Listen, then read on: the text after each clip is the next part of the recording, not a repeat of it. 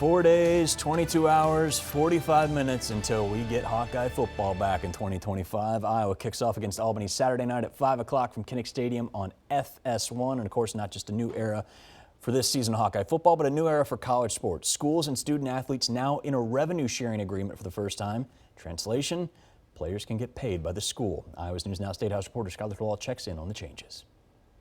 The rules of where we are in this space are changing quite rapidly. Thanks to the NCAA versus House settlement from this summer, universities are now allowed to pay student athletes directly.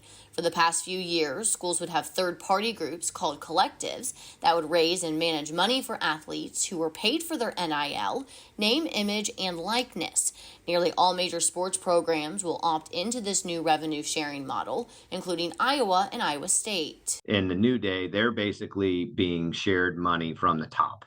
So they've got a bucket of money that they're getting right out of the gate. So they don't have to go out and talk to the various brands and try to do that as an additive. Chris Andrews with Cyclone Sports Properties deals with Iowa State sports marketing rights. He says how student athletes are paid is complicated and constantly changing, claiming in the past it's been like the Wild West. I think you saw some other people that were trying to lure kids and get them out of institution A to get to them to their institution. You start to create an environment where your kids coming in are the first question that they're asking sometimes is, how much am I going to get paid? Recently, President Donald Trump signed an executive order looking to put up some guardrails on what he says is an out-of-control system that is putting college sports at risk, wanting to put an end to donor bidding wars and the pay-to-play model.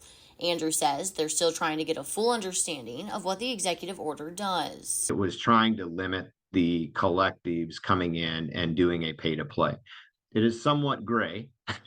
It is somewhat gray in its wording and how it's to be implied and be interpreted. But I think from the key point of it is that student athletes can still go through their collective, but there has to be a dollar amount where the student athlete can justify it. For example, you can't offer a kid $1 million and say, well, you know, he's going to go on one billboard. In Des Moines, Skylar Thorwall reporting. Yeah, you just heard Andrew's reference. The students can still make those name, image, likeness deals outside of the school, but if it's anything over $600, most are. A third party does have to come in and approve.